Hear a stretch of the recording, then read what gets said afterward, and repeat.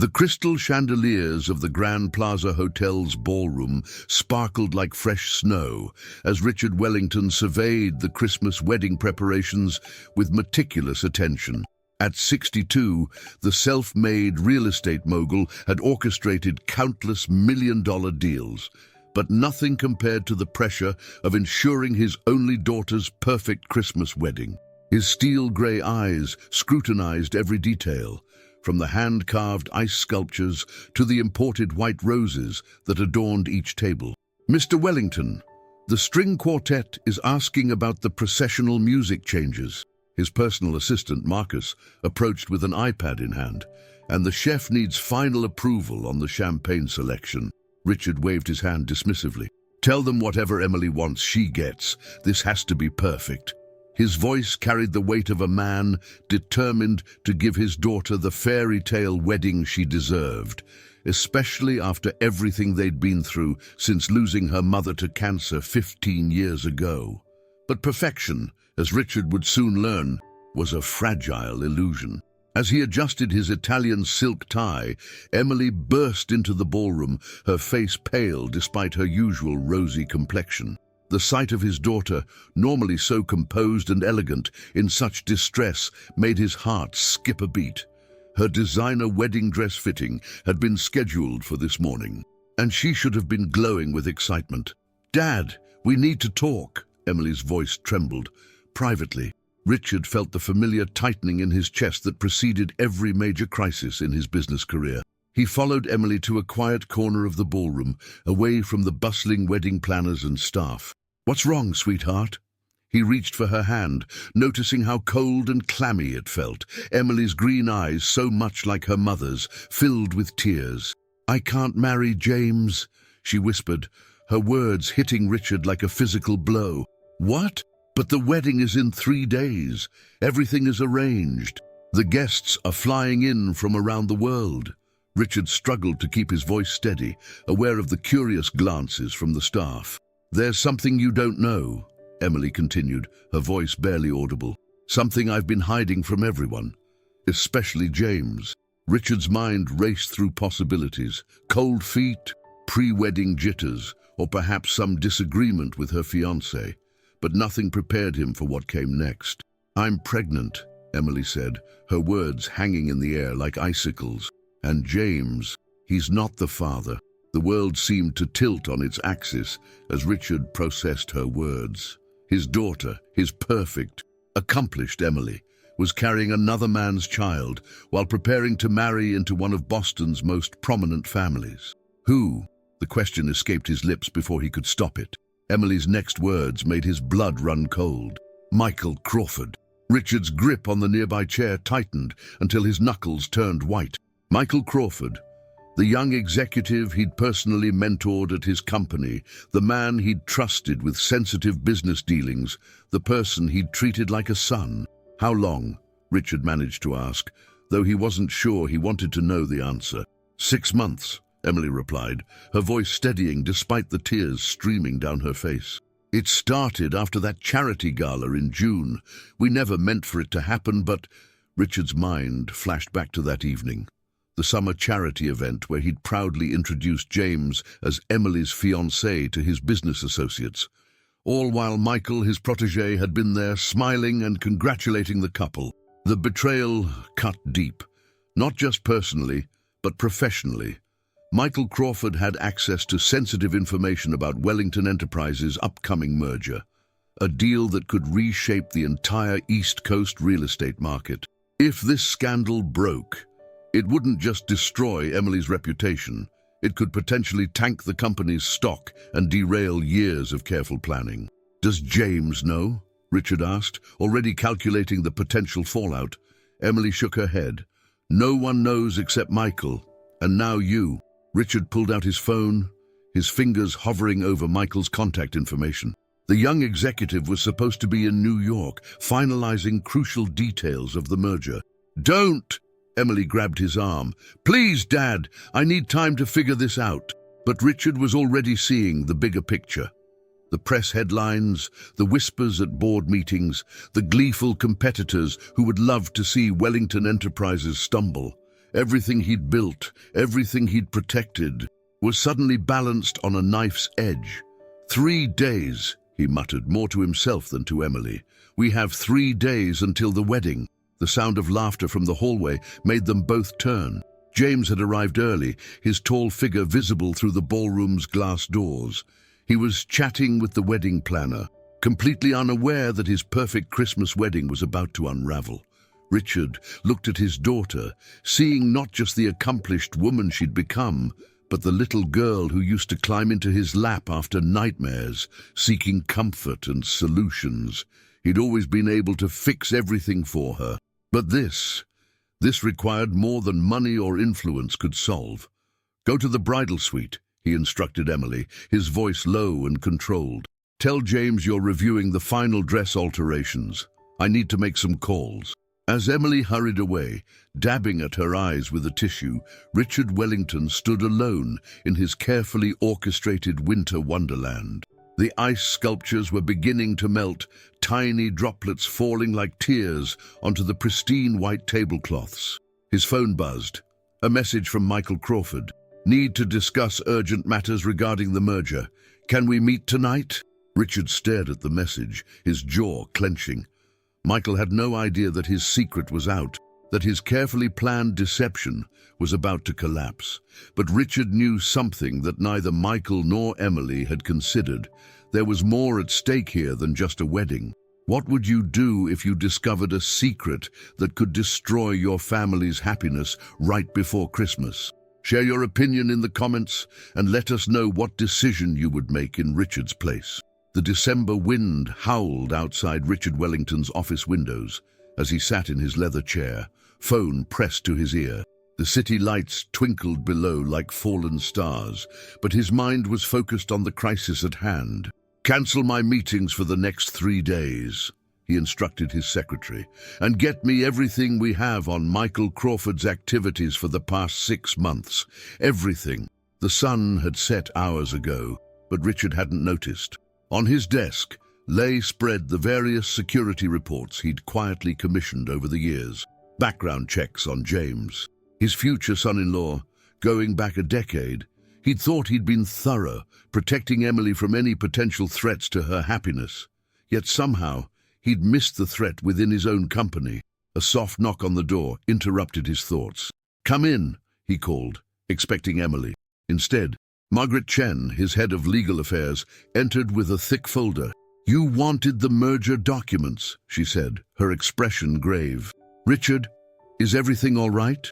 Pushing this deal through before Christmas was your idea, and now I hear you're cancelling meetings?" Richard gestured for her to sit. For her. Margaret had been with the company for 20 years. She was one of the few people he truly trusted. "What I'm about to tell you doesn't leave this room," he began. As he explained the situation, Margaret's usual composed expression gave way to shock. "Michael Crawford," she whispered. "The same Michael Crawford who's been handling the sensitive negotiations with East Coast Properties." "The very same," Richard confirmed, his voice bitter. Margaret leaned forward, her legal mind already analyzing angles. "Richard, this isn't just about the wedding. Crawford has been our point person on the merger. He knows everything. Our vulnerabilities, our leverage points, even the shell companies we set up to handle the more delicate aspects of the acquisition." Richard's blood ran cold. He hadn't even considered that angle. Michael Crawford wasn't just the man who'd betrayed his daughter's trust. He was also potentially the biggest threat to Wellington Enterprises' future. "There's more," Margaret added, pulling a document from her folder. "I was reviewing the recent transactions. There have been some unusual patterns in Crawford's dealings, small inconsistencies that wouldn't raise flags individually, but together." She spread several papers across his desk, pointing to highlighted figures. "He's been meeting with representatives from our competitors. Officially, it's about standard industry matters, but the timing—" He's been playing both sides, Richard realized, the pieces falling into place, using his position here to gather information while setting up his next move. "If he decides to go public with any of this—" Margaret left the sentence hanging. Richard stood, walking to the window. Below, Christmas lights decorated the streets, creating a festive atmosphere that felt mockingly cheerful. His phone buzzed again. Another message from Michael. "Mr. Wellington, it's urgent. The East Coast team is pushing for answers. We need to meet." A plan began forming in Richard's mind. "Get me everything you can on those meetings Crawford had with our competitors. And Margaret, not a word about Emily's situation. As far as anyone knows, this is purely about business irregularities." Just then, his office door burst open. James, Emily's fiancé, stormed in, his usually perfectly composed face flushed with anger. "Is it true?" he demanded. Richard's heart stopped. "James, what are you—" "The merger," James interrupted. "My father just called. He heard rumors that Wellington Enterprises is planning to back out of our joint venture in the Boston waterfront development. We have hundreds of millions invested in this." Relief flooded through Richard, followed quickly by new concern. James's family's company was a crucial partner in several major developments. The wedding wasn't just joining two people, it was cementing a business alliance years in the making. "James, I assure you," Richard began, but his phone interrupted him. Emily's name flashed on the screen, along with a text that made his stomach drop. "Michael just called. He's coming to the hotel. He says he won't let me go through with the wedding."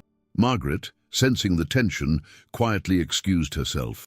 As the door closed behind her, James ran his hands through his hair in frustration.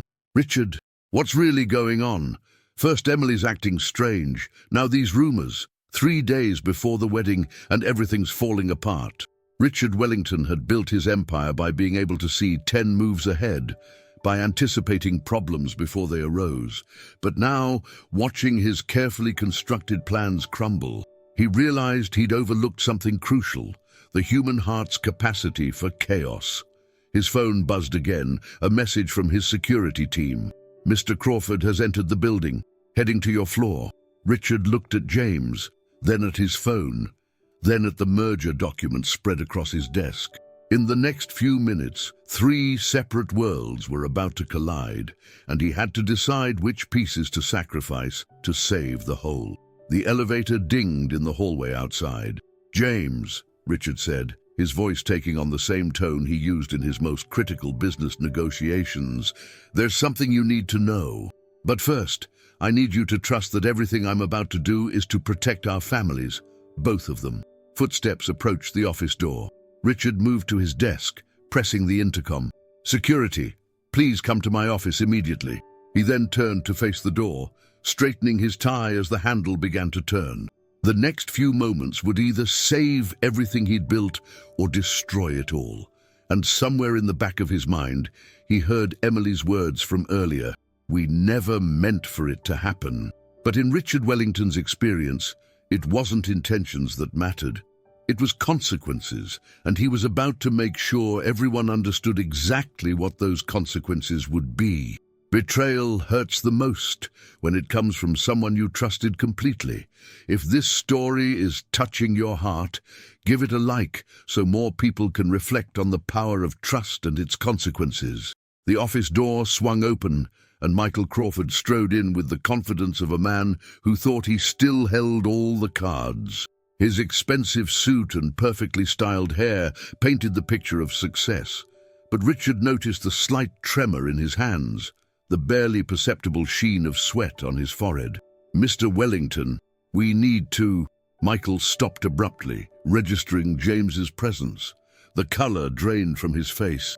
"Michael," Richard's voice was deadly calm. "Perfect timing. We were just discussing the future of Wellington Enterprises. Please, join us."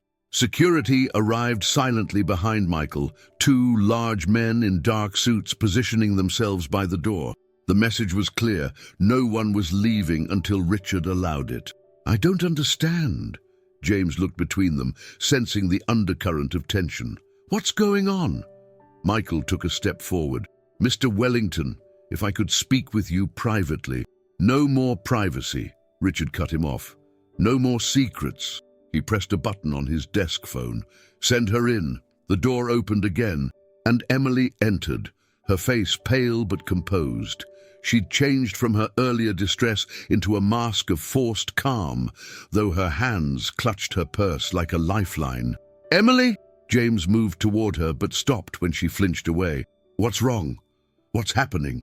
Richard watched the scene unfold, his heart heavy, but his mind sharp. "Show him," he instructed Emily.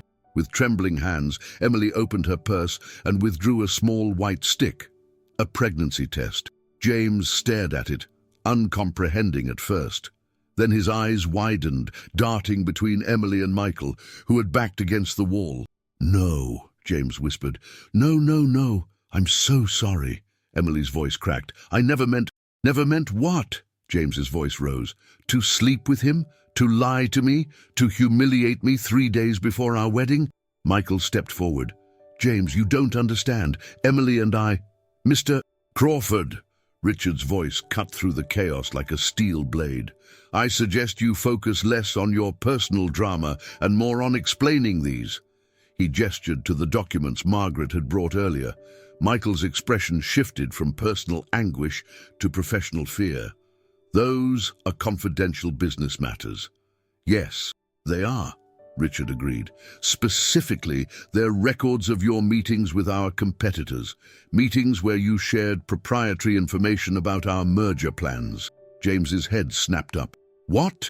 "It seems Mr. Crawford has been hedging his bets," Richard continued, "setting up a safety net in case his position here became complicated." He picked up one of the documents. "Tell me, Michael, did Stellar Development offer you a good price for our secrets?" The room fell silent. Even Emily stopped crying, staring at Michael in shock. "That's not—" "I can explain," Michael stammered. "Oh, you'll explain?" Richard stood, his presence filling the room. "You'll explain everything, starting with how you managed to access encrypted files outside your clearance level." Michael's professional facade cracked. "You're trying to destroy me," he accused, "because of Emily.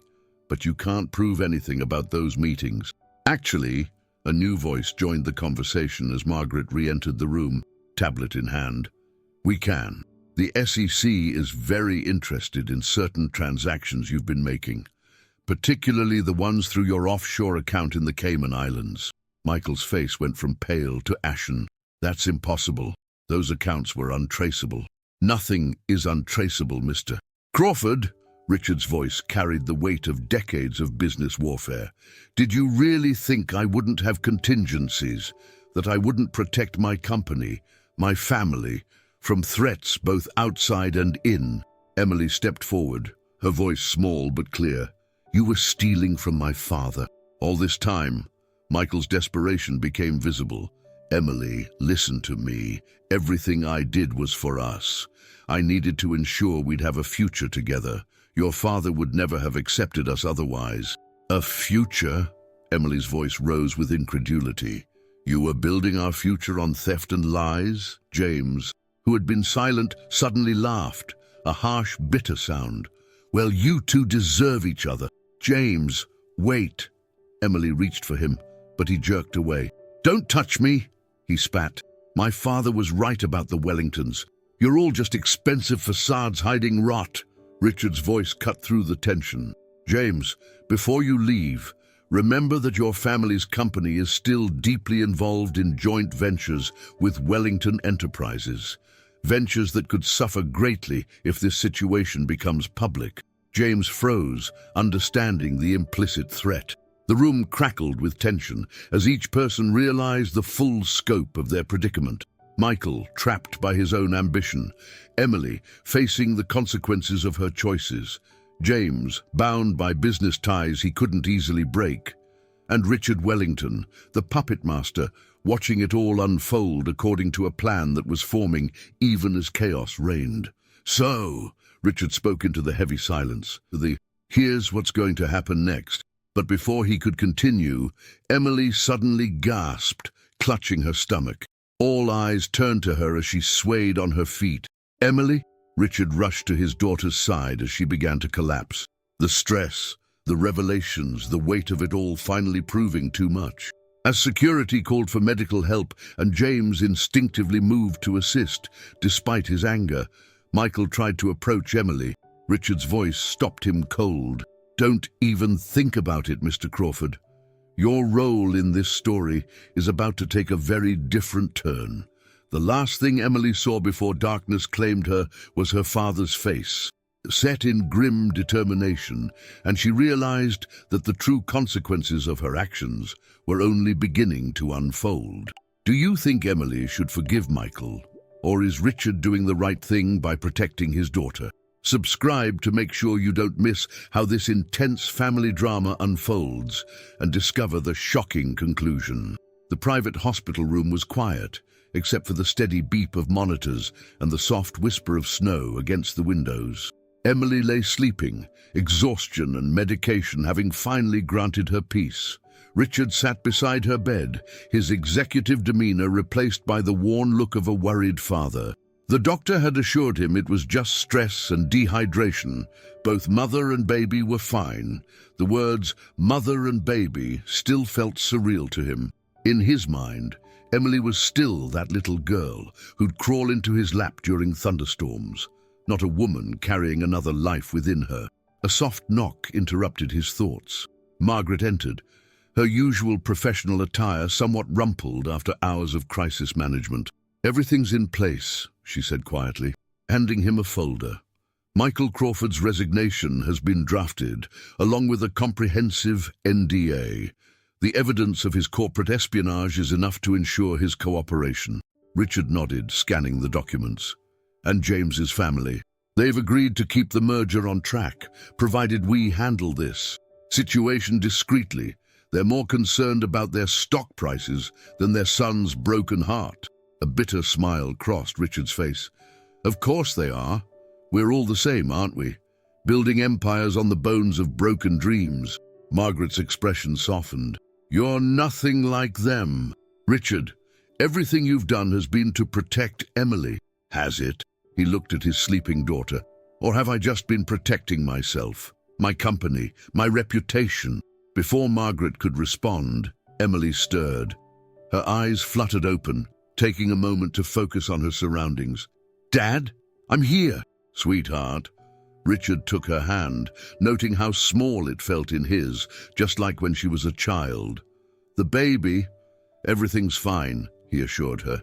"You just need rest." Emily's free hand moved to her stomach, a gesture so protective and instinctive, it made Richard's throat tighten. "What happened?" Michael, is he... "Mr. Crawford is being handled," Margaret interjected smoothly. "You don't need to worry about him anymore." Emily's eyes filled with tears. "And James?" Richard exchanged a look with Margaret, who quietly excused herself. Once they were alone, he took a deep breath. "James has agreed to release a joint statement announcing the mutual cancellation of the wedding. The official story will be that you both realized you wanted different things in life." "Different things," Emily repeated hollowly. "Like honesty? Faithfulness?" "Emily, no, Dad, please, I need to say this." She struggled to sit up, her hospital gown crinkling. "All my life I've tried to be perfect, the perfect daughter, the perfect heiress, the perfect future wife. I was so focused on living up to everyone's expectations that I lost myself somewhere along the way." Richard watched as tears rolled down her cheeks. "When I met Michael, it wasn't about rebellion or excitement. He saw me, not the Wellington heir, not James's fiancée, just me. And for the first time, I felt real." "And now?" Richard asked gently. "Now?" Emily laughed bitterly. "Now I know he was just another person seeing what he wanted to see. The wealthy man's daughter, the key to power and position. God, I was so stupid." "You weren't stupid," Richard said firmly. "You were human. We all make mistakes, Emily. The measure of a person isn't in never falling. It's in how they rise afterward." Emily's hand tightened around his. "How do I rise from this, Dad? The wedding is cancelled. My reputation will be in tatters. I'm pregnant with a corporate spy's baby, and I've disappointed everyone who ever believed in me." Richard was quiet for a moment, looking out at the snow falling over the city. Finally, he spoke. "Do you remember the Christmas after your mother died?" Emily nodded, surprise crossing her face at the unexpected question. "I was lost," Richard continued, drowning in grief and responsibility. You were only 12, but you took my hand and said something I'll never forget. You said, "Daddy, sometimes we have to let go of the picture of what we thought life would be like and find joy in the story we're living." Fresh tears spilled down Emily's cheeks. Mom used to say that. Yes, she did. And she was right. Richard turned back to his daughter. The picture we had, the perfect Christmas wedding, the merger, the society pages, that's gone. But that doesn't mean we can't create something new, something real. But how? The press will have a field day when they learn. They won't learn anything we don't want them to know, Richard interrupted. I've spent decades building walls to protect this family. Trust me, I can handle the press. What I need to know is, what do you want, Emily? Not what you think you should want, not what society expects, but what do you truly want? Emily was quiet for a long moment, her hand still resting on her stomach. When she spoke, her voice was stronger than before. I want to keep my baby, and I want to find out who I am without trying to be perfect all the time. Richard nodded, a plan already forming in his mind. Then that's what we'll do. But first, there's something else we need to discuss. He pulled out his phone, showing her a series of emails. It seems Mr. Crawford's dealings went deeper than we initially thought, and you need to know the full truth about the man you thought you loved. Emily's eyes widened as she began to read, and Richard watched as the last vestiges of her innocence crumbled in the face of a betrayal far greater than she had imagined. Sometimes people aren't who we think they are. If you know someone going through a similar situation, share this story with them. It might help them see they're not alone. The morning of what should have been Emily's wedding day dawned clear and cold. Snow blanketed the city in pristine white, as if nature itself was trying to clean away the past week's turmoil. Richard Wellington stood in his office, watching the sunrise paint the sky in shades of pink and gold. On his desk lay the final piece of evidence that had shattered any remaining doubts about Michael Crawford's true nature. The emails revealed a conspiracy far more calculated than anyone had suspected. Michael hadn't just been selling company secrets.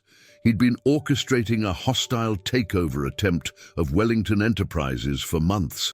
His relationship with Emily wasn't just an affair. It was part of an elaborate scheme to gain control of the company through marriage or scandal. The pregnancy, though unplanned, had merely accelerated his timeline. But Michael's carefully laid plans had one fatal flaw. He'd underestimated Richard Wellington's capacity for both love and ruthlessness when it came to protecting his family. The door opened, and Margaret entered with the morning papers. "It's done," she said, spreading them across his desk. Each headline told the same story: Wellington Pierce wedding cancelled by mutual decision, and young couple chooses personal growth over society's expectations. The story they'd crafted was elegant in its simplicity.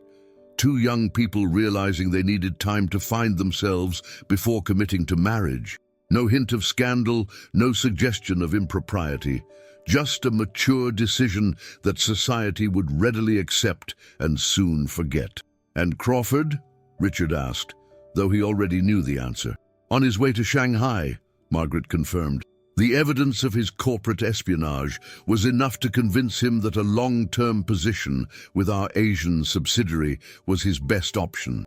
He'll be closely monitored, of course, and the terms of his separation agreement are comprehensive. Richard nodded, appreciating the elegant brutality of it. Michael Crawford would spend the next 5 years effectively exiled, his career and movements controlled by Wellington Enterprises. Any attempt to contact Emily or reveal the truth would result in immediate legal action and professional destruction. "Have you told Emily?" "Not yet," Richard admitted. "She's been through enough." Finding out the full extent of his manipulation, he trailed off, remembering his daughter's face when she'd read those initial emails. A soft knock interrupted them. Emily stood in the doorway, dressed casually in a sweater and jeans, a far cry from the wedding gown that now hung forgotten in her closet. Her face was pale but composed, one hand resting protectively over her stomach. "I want to know everything," she said firmly. "No more protecting me, Dad. I need to understand exactly who Michael is and what he tried to do to our family." Richard exchanged a glance with Margaret, who quietly excused herself. Once they were alone, he gestured for Emily to sit. "Are you sure?" he asked. "Some truths are harder to bear than uncertainty." Emily's chin lifted in a gesture so reminiscent of her mother that it made Richard's heart ache. "I'm already carrying his child. I deserve to know the whole truth about its father." For the next hour, Richard laid out the complete picture of Michael Crawford's deception. The secret meetings with competitors, the carefully orchestrated accidental encounters with Emily, the detailed plans for using either marriage or scandal to force a change in company control. With each revelation, Emily grew quieter, her hands clasped tightly in her lap. "He never loved me," she finally said. It wasn't a question.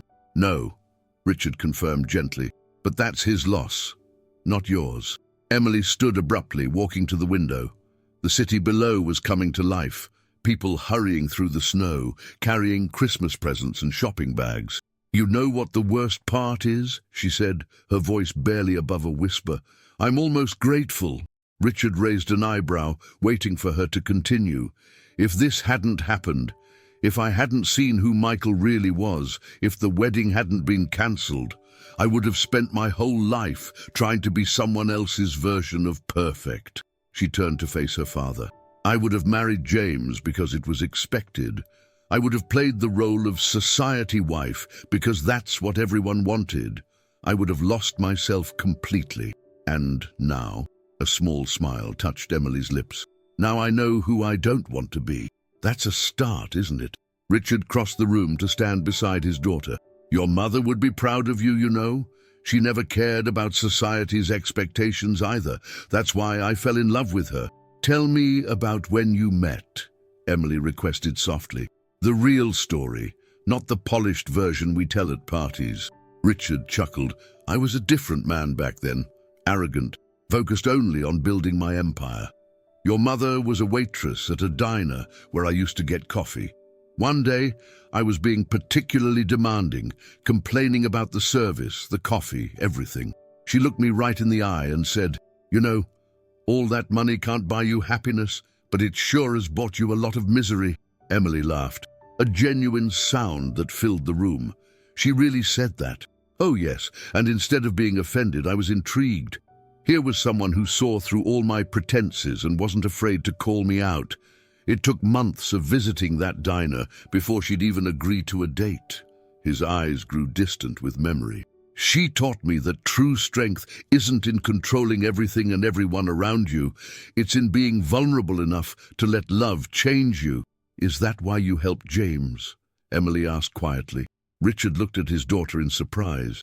"Margaret told me," she explained, "about how you arranged for his family's company to acquire that development project they've been wanting for years. You didn't have to do that." "No," Richard agreed, "but James is a good man who got caught in the crossfire of others' deceptions. He deserved something for his pain." Emily was quiet for a moment. "I did love him, you know. Maybe not enough, or not in the right way, but I did care. I know. Sweetheart, love isn't always simple or straightforward. Sometimes it's messy and complicated and painful, but that doesn't make it any less real." They stood together in comfortable silence, watching the snow fall. Finally, Emily spoke again. "I've made a decision about the baby." Richard turned to her, waiting. "I want to raise it away from all this." She gestured to the office, the city beyond. "Not forever, but for a while. Somewhere quiet, where I can figure out who I am without everyone's expectations weighing me down." "The house in Vermont," Richard suggested. "Your mother loved it there. It's peaceful, private." Emily nodded. "I thought about that, but I don't want to hide like I'm ashamed. This baby may not have been planned, and its father may not be who I thought he was, but it's still part of me, part of our family." "Of course it is." Richard pulled his daughter into a gentle embrace. "And we'll love it unconditionally, just like I love you. Even though I messed up, even though I nearly caused a scandal that could have ruined everything you've built." Richard pulled back to look at his daughter. "Emily, listen to me. Buildings can be rebuilt. Companies can recover. Money can be remade. But family, real, honest, imperfect family, that's irreplaceable. Everything else is just details." Tears spilled down Emily's cheeks. "When did you get so wise?" "Oh, I'm not wise," Richard smiled. "I'm just finally learning what your mother tried to teach me all those years ago. That sometimes the best gifts come wrapped in life's biggest disappointments. And that love, real love, isn't about perfection. It's about acceptance, forgiveness, and the courage to begin again." Emily wiped her eyes. "So what happens now?" "Now," Richard looked at the city spread out before them, at the life he'd spent decades building. "Now we write a new story, one where success isn't measured in dollars or social standing, but in moments of genuine connection and growth. And maybe that's the greatest gift this Christmas could give us. The chance to start over, to be better, to love more deeply and truly than before." As if in response to his words, the morning sun broke fully through the clouds, turning the snow-covered city into a dazzling display of light and shadow.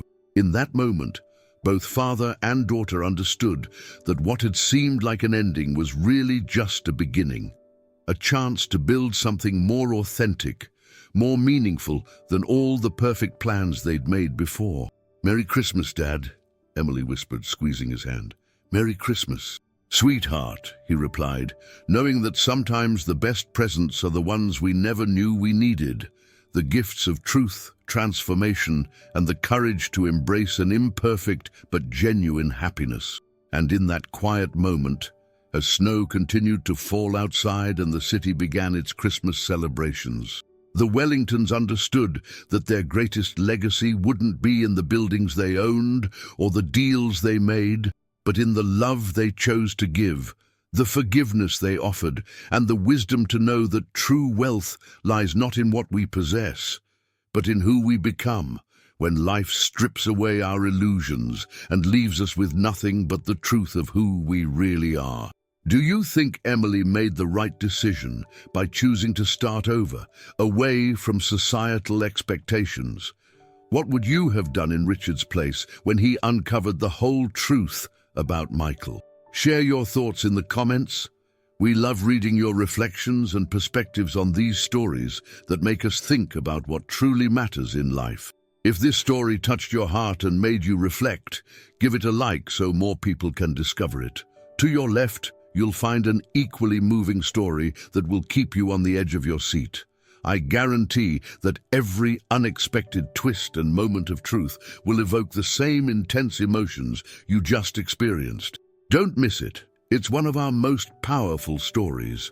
And if you want to keep receiving these stories that make us believe in the power of true love and personal transformation, subscribe to our channel. Your support allows us to continue sharing these unique and heartfelt narratives every day.